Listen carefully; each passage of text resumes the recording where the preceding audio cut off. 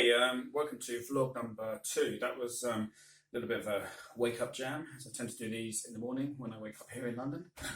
And just got this guitar here back from the Bass Gallery in London as well. It's a fantastic workshop, great repairers. So even if you have a guitar, check out the Bass Gallery. I'm going to just go through this guitar now. Before I do, I just need to tell you a bit of the history of why I bought this guitar. Basically, about a long time ago, when I first started playing guitar, I heard an album called Mambo Sinuendo, and it was by Ry Cooder and Manuel Galbàn. Actually, it wasn't when I first started playing guitar. It was probably 10 years after I started playing guitar. But anyway, I digress. On that album, it had two things which I loved. It had an amazing studio sound, and it was recorded in Havana in an old studio, so it just had this beautiful sound, beautiful production, which is obviously old recording desk, great room sound. And the second thing I liked about that album was the guitar tones, both from Galbàn and Cooder, had amazing guitar tones. So I researched what Ry Cooder was using at the time. It was pretty much this guitar going through a Standel amp. It wasn't an original Standel, I think it was a reproduction. Or maybe it was an original and a reproduction. He had two Standels with him on the session. Manuel Galbàn had a Telecaster going through. It was either a Fender or a Roland Jazz Chorus, I can't remember which one.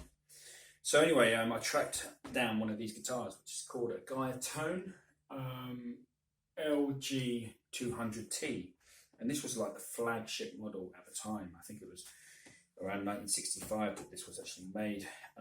So they really kind of put everything into this guitar, Guyatone, at the time. So this is actually a one piece, as far as I'm concerned, one piece mahogany body. Quite heavy. I think it's about 10.5 pounds, I guess. 10 pounds. The neck is quite chunky in a good way. It's kind of like a D shape. Before I got this guitar, a lot of people were complaining that it had narrow nut width, and for me, it's quite a wide nut. But I think the original nut, the spacing was really inside the wood, so the strings were kind of almost here with this big two strips of useless wood there along the neck. So what I've done is I've put a Jaguar bridge here, and I've had the guys at the Bass Gallery build me a nut with wider string spacing. So I've kind of sorted that problem out. I've got pretty high action on this because I also want to be able to slide on it. So I'll just give you an example of that.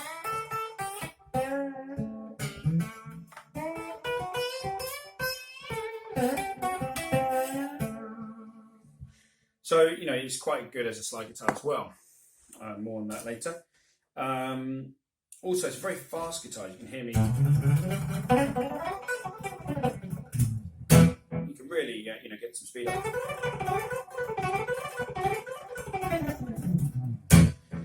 So, it's a pretty amazing guitar. I've had it, like I said, refretted with 6100 fret wire.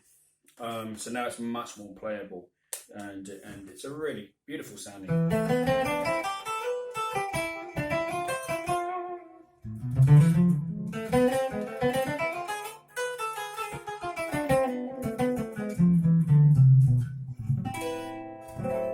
Very acoustic sounding.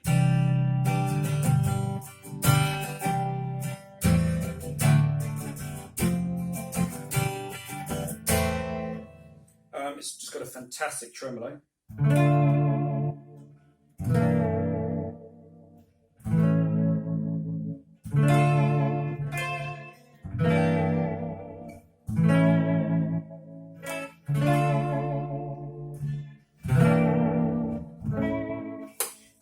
And you've got these switches up here, and you've got 4 pickups.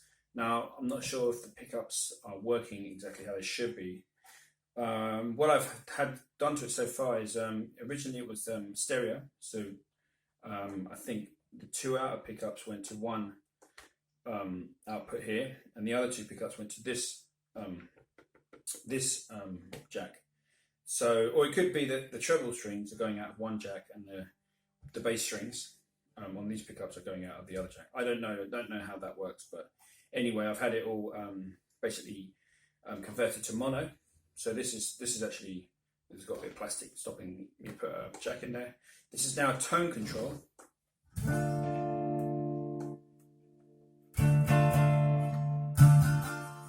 Which is really useful.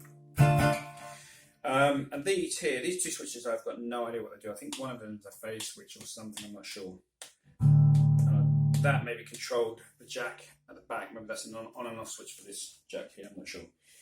These switches here control the pickup. So this one here, if I start from here, this is off. So it's off. I'm just going to show you. Okay, there the buttons. So this is 2 and 3. And this is really good as a kind of a doing double stops. Also, quite good as a distortion.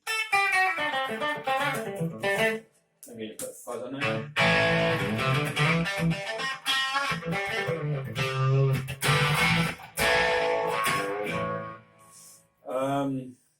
This is 1 and 4.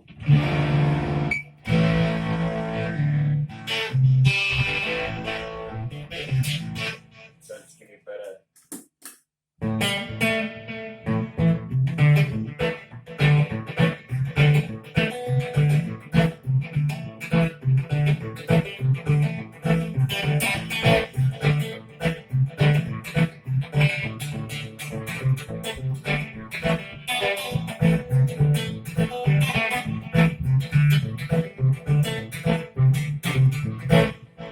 This is 4, so this is just this one here, which is a bit unusable, really. And that's really, I can't really see a use for that. It's too thin and weedy. It could be that the pickup, something's wrong with the pickup, I'm not sure. So I need to research that. And this is just the neck pickup, which I'm pretty sure that Ry Cooder used for his whole album, because it's got this really big acoustic sound.